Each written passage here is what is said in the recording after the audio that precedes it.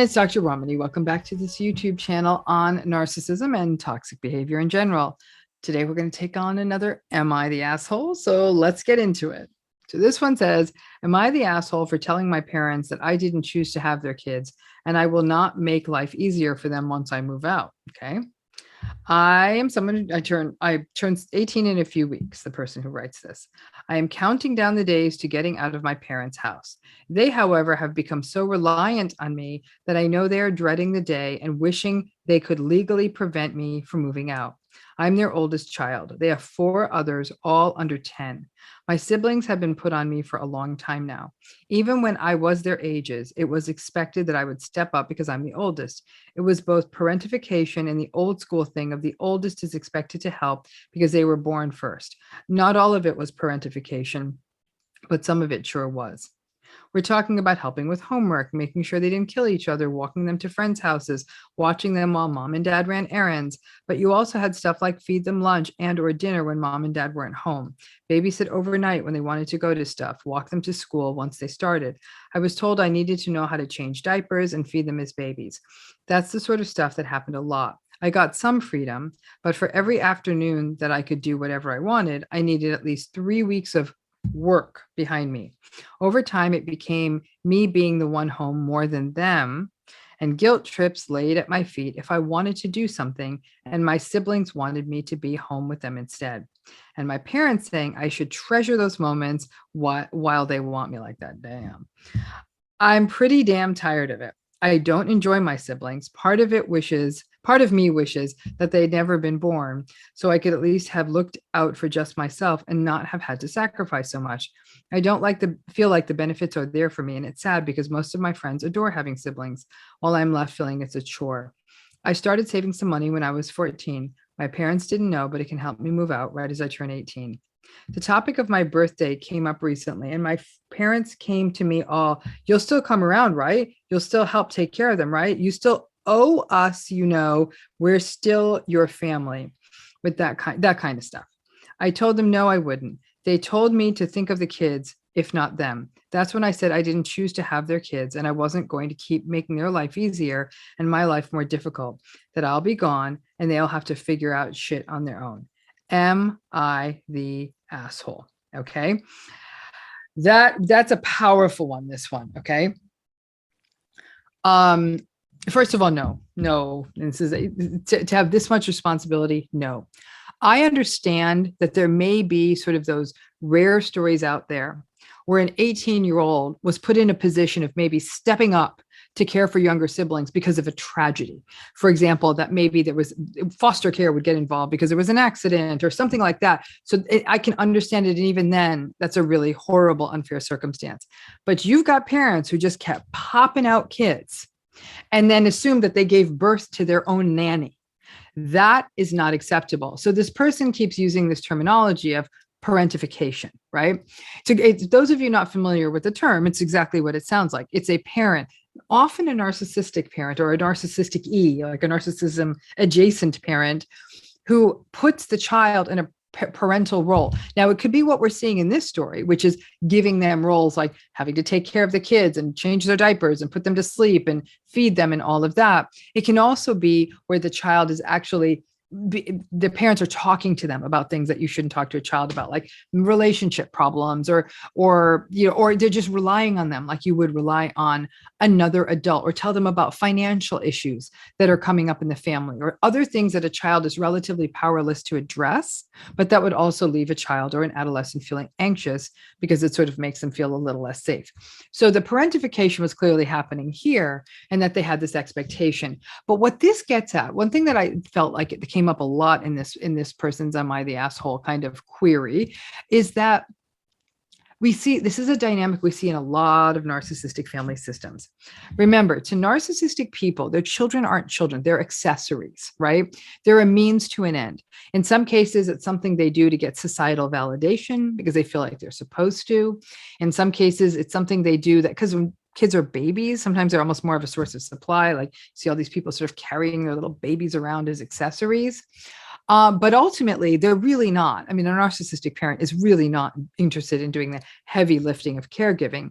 And I can tell you this, and I say this as a parent, raising children is absolutely tedious, especially if you're actually doing it yourself. I don't mean people who offsource the work. I mean, if you're actually in there doing the work of raising your own kids, it is absolute tedium. So to put this on a kid who was, in early adolescence all the way through is an absolutely terrible thing to do.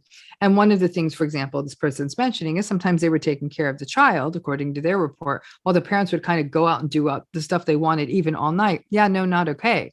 You chose to have 4 children under the age of 10. Either you pay for a proper sitter or you don't get to have a night out. And I think that the willingness to see their eldest child in such an objectified, obligatory role is a real problem. But what's really problematic is how they manipulated it. Oh, you're going to hurt your siblings. You owe us. You owe us should be the coat of arms or the motto of every narcissistic family out there. You owe us. No, don't owe you anything. When you have a child, the child owes you nothing.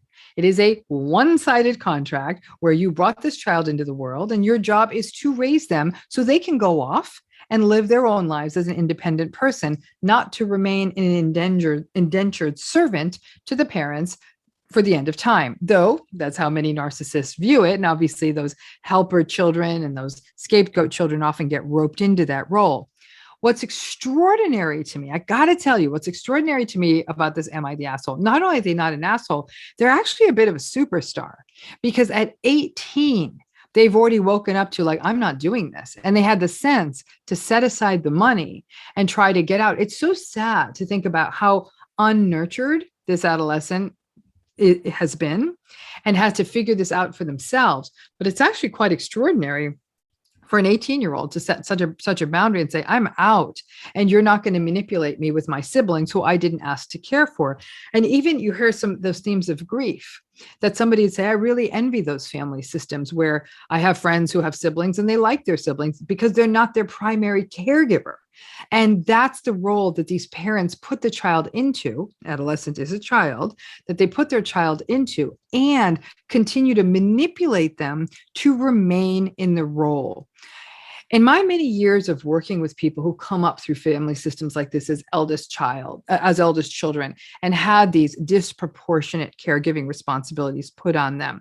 And yet, while even sometimes a child would say, I get it, my parent was working, but then they said, then it was excessive because listen, the parent would come home. I had been at school all day and the parent was still expecting me to take this role.